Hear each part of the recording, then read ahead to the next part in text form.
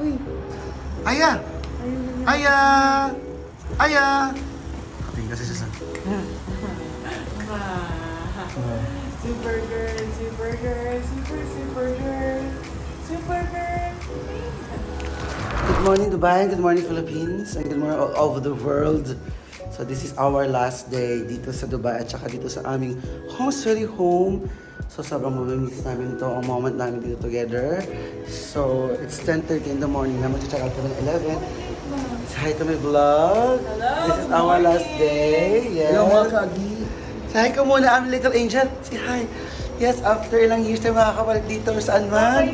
Bye-bye, Dubai. Bye-bye, Dubai. Goodbye. So, ayun, nakita niyo naman kung gaano kaganda yung view dito, di ba? Pinakita ko naman our first day. Wait lang, medyo iba yung... Oh! Sobrang heaven. Sana pagbalik ko dito sa Dubai, may kasama na ako or kahit saan ako makapagbakasyon, out of the country. Sana hindi ako third wheel lagi. Sobrang memorable sa akin itong Dubai kahit pa paano. Pero yun lang, sa point of view ko, sa 4 days stay namin dito, 3 days and 1 day, okay naman ng Dubai actually. Kaso nga lang medyo, a bit expensive lang talaga siya. So, kailangan may budget ka talaga. At saka, medyo mas masasuggest ko, better use taxi than Uber kasi mas makatipid kayo. Kasi, yung taxi naman dito, meron naman silang Google Map naman, nakita mo naman kung saan ka talaga. Tapos, pag Uber kasi, tsaka sobrang tagal din kasi, sobrang tagal din naman because of this country is very traffic at saka very busy. Yung pinaka-peak hour nila is 4 o'clock until 9 o'clock in the evening. Tapos, pag mag-taxi ka naman, hindi ka naman directly na makakatulog sa Qatar na pwede ka lang bumara or what. Pero dun kasi sa Dubai Mall, may naka-line kasi yan. So, kailangan talagang sumunod din kasi hindi dito yung uso yung VIP kasi sobrang daming tourist kasi kailangan lahat ma-accommodate at saka at the same time lahat ay pair. A fair pair. So, ayun lang pa. Sobrang nag-enjoy naman kami kahit pa paano. Napuntahan naman kayo magandang place. So, di namin lang kung saan pupunta kasi nga 6 o'clock in the evening, alis na kami dito sa Dubai. Papuntang Abu Dhabi, magbawas kami 2 hours and then Abu Dhabi to Qatar. So, ayun. Tsaka yung ano rin kasi, yung kagandahan din naman sa Dubai, it's like very lively yung vibe, very city life.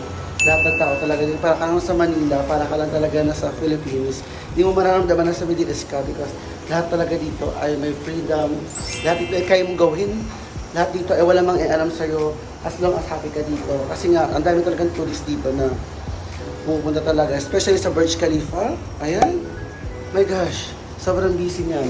Tsaka unbelievable yung mga tao dyan na pupunta talaga because of the fountain show. Ano ba? Lahat ng mga tao talaga ay sobrang excited na makita yan kasi nga, diba, one of the tallest building in the whole world. So, yun lang. Pupunta muna kami siguro a little bit. Mag-waste of time muna kami siguro sa city. So, iwanan na namin to, yung Damak Luxury Residence. Sobrang thank you. So, mag-asawa na to kasi accommodate talaga nila yung pagbabakasyon din ko. Tsaka nag-enjoy din ako. Tsaka, memorable din to kay first Aya, baby girl namin. Kasi first travel na rin to. Tsaka ilang months pa lang siya, 4 months pa lang siya, nag-travel na siya. Diba, akay-akay siya, naglalakad kami sa dagat, saan man. Siguro mga 10 hours kami nag-travel dito sa labas, at walking. Pero laban na yung baby girl namin, hindi siya umiyak. Yung nakakatawa sa bata niya, kaya sobrang blessed kami doon. Kasi nga hindi niya pinahirapan yung magulang niya. So sana pag lumaki na siya, pag 2 years old na siya, yung mag-travel ulit, hindi alam para makita niya ito yung life na ginawa. Tsaka yung travel life na experience ng mga magulang niya at saka namin. So, maybe, share your life and live your life. Wait for a moment. So guys, meron pa kaming 5 hours to tour little in this city life. So, dito kami ngayon sa Wings of Mexico. So, one of the attraction in this... Asa na yun? Ayan! Ang ganda niyan sa photos. And then, andito kami in front of the Burj Khalifa. So, may magandang spot na naman tayo for photography and video. So, maybe we will try our best na pumunta sa Global Village kasi hindi pa namin napuntahan yun. Actually, marami pa talaga mga attractions tsaka mga places na pwede puntahan kasi hindi kaya ng 3 nights and 1 day pala. 3 nights and 1 day. So, at least kahit pa paano, at least na-explore naman natin for a moment yung lugar na to. Kasi it seems like in Qatar lang naman siya. Siyempre, ang difference lang naman is, you know, yung culture, saka yung people. Diba? So, life is so very beautiful, guys. So, if you have time na mag-relax, na mag-travel, mag-tour, give your time, self, diba? To pamper, diba? Give your time yourself to relax, to appreciate life, and to live your life. Because life is so very beautiful and amazing. Right? Ang drama ko. Woo! Thank you, Lord, for the life.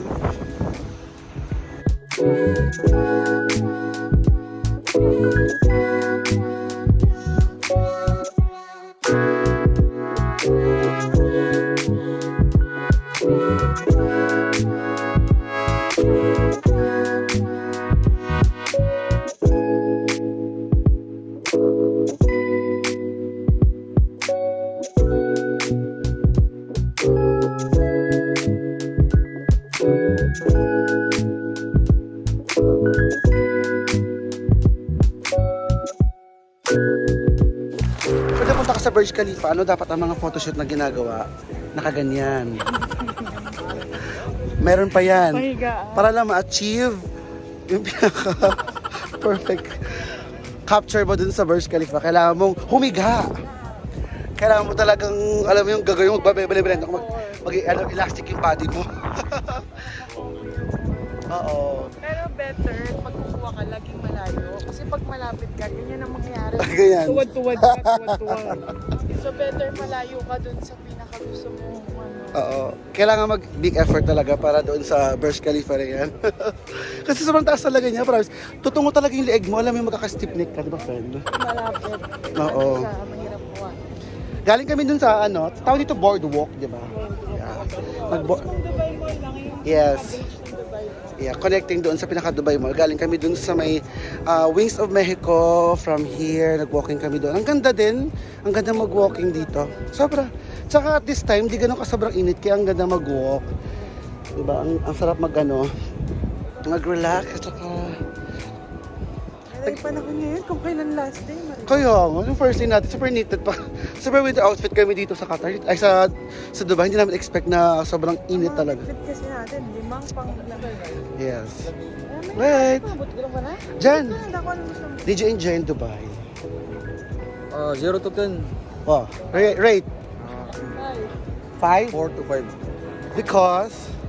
not that much na hindi naman masyado.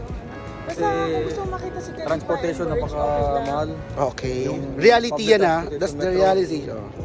Pero kung Busy. may pang Hindi ganyan siya pa enough naman, para sa lahat. okay lang. Yes. Sobrang dami ng tao. Pero So- kasi tourist spot na siya, so medyo crowded na talaga siya. Oo. Pero kung marami kang pera, pwede ka mag-stay ng 1 week dito. Oo, Pero for us, pero di ba? better may sasakyan ka Pwedeng mag- or Pwede mag-rent ng sasakyan pero napakamahal ng sobrang Oo.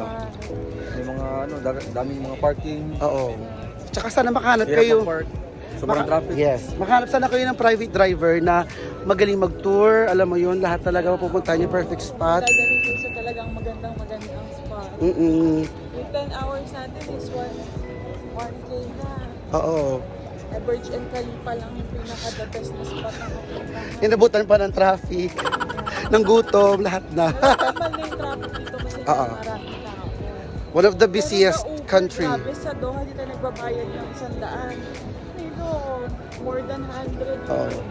Pag medyo malayo-layo naman. Actually kasi guys, in Dubai, mayroon talaga silang tax. That's why medyo expensive talaga lahat ng mga dito, bilihin. So, okay lang kasi, di ba, kailangan talaga mag-tour experience.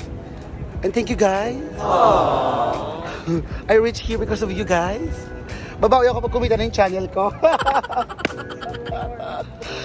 Kaya yun, magla-lunch muna kami sa Magalauna na. Meron pa kaming 2 hours, 3 hours na magstay dito sa Dubai Mall. Na sobrang laki ng Dubai Mall na to. Grabe. Unbelievable.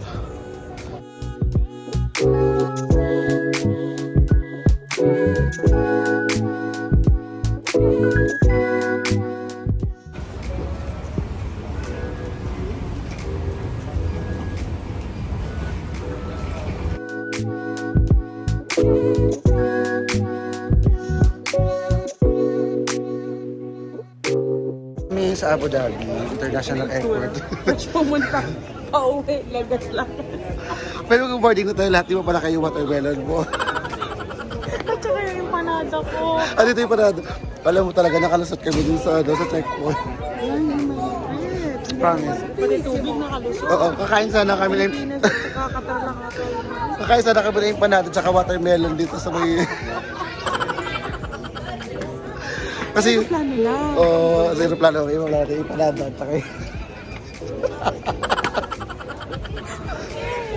Wala po, Balik na kami. bumalik kami ng tubig doon sa may center point kanina sa may Dubai Mall. Kaya kayo mga taga Dubai Mall, na kumakain kayo sa food court para makatipid kayo ng tubig. Bumalik kayo sa center point. Isa friendly tips. Kasi sobrang mahal talaga ng tubig doon. Sa food court, 5. Oo. Sa mga, sa hotel, dito, 8 to 15 dirham. Oo. Depende. So dito, sa center point, Torial lang doon na kayo. Diyos ko, 50% discount pa. Kung nagtitipid kayo, may pera kayo bro. Kasi kami, nubos kami. O yan.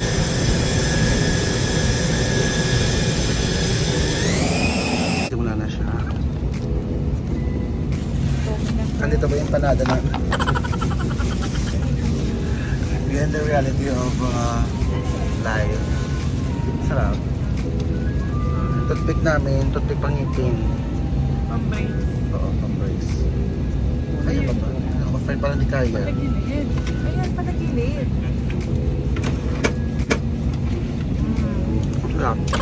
Diet lang. Galing pa to Dubai. Puntang Abu Dhabi. So, uuwi na Tapos po. tayo. So, after this, nagdating namin sa Hamad International Airport na around 10 o'clock in the evening. Kasi ahead of time po yung Abu Dhabi to Dubai na, ay to Qatar, yung 45 minutes. So ayun, we have a good memories of our first travel vlog, kaming apat, yes. First travel mo First- after 5 years. Yes, after 5 years. Kasama natin si Aya, girl. So sobrang memories naman tsaka memorable itong ating kahit na, ano mo yun, ang daming epic fail, pero at least, the good thing is the memory is still forever. Tama ba, friend? Kaya matuto ka. Or ipon na daw siya next para travel siya mag-isa niya. I-push natin yung Europe. Para iba naman. I-push mo kasi kami push na po. Anong Europe ang gusto mo? Gusto ko talaga ng Georgia. Or anywhere, basta kahit saan. Basta makapag-explore doon sa Europe. Tsaka sa mga snow, gusto ko yung gano'n. Sana sa susunod travel vlog, kasama ko pa rin kayo. So yun guys, enjoy ka ba sa Doha? Ay, sa Dubai? Yung totoo. 5%. 50%. Ikaw, Jay, yung totoo. Hindi gano'n. Okay lang. Kasi sobrang... Sakto lang. Ang pinaka-ano kasi doon, ang pinaka... Nakita ko lang yung birch, okay na ako. Eh yung Khalifa, okay na ako. Very lovely ang Burj Doon lang ako Khalifa. na-relax sa Mayate. Saka na yacht tayo. Nag-yacht yun yun, pinaka-the best thing na Yacht. ginawa. Yeah. Yacht. Tsaka alam mo yung ano pa mga magandang memories na nangyari natin. Ayun, naalim Kasi din ako. ayun, makita ng Khalifa. Sky view, ayun, yung pinaka mga the best moments. Na ano, yung maubos na natin yung ano, sa chikahan lang natin. So ayun lang, hope for the best and for the happiness. See you in my next vlog. Abangan nyo itong travel vlog ko ha. Baka naman. Ano? Bye-bye ako sa vlog ko. Tommy friend. Diyan magpapay na ako sa vlog ko dyan. Bye-bye. So my next vlog, thank you to the Calderans family. Have a blessed night and have a good night. Live your life. Share your life. And cheers!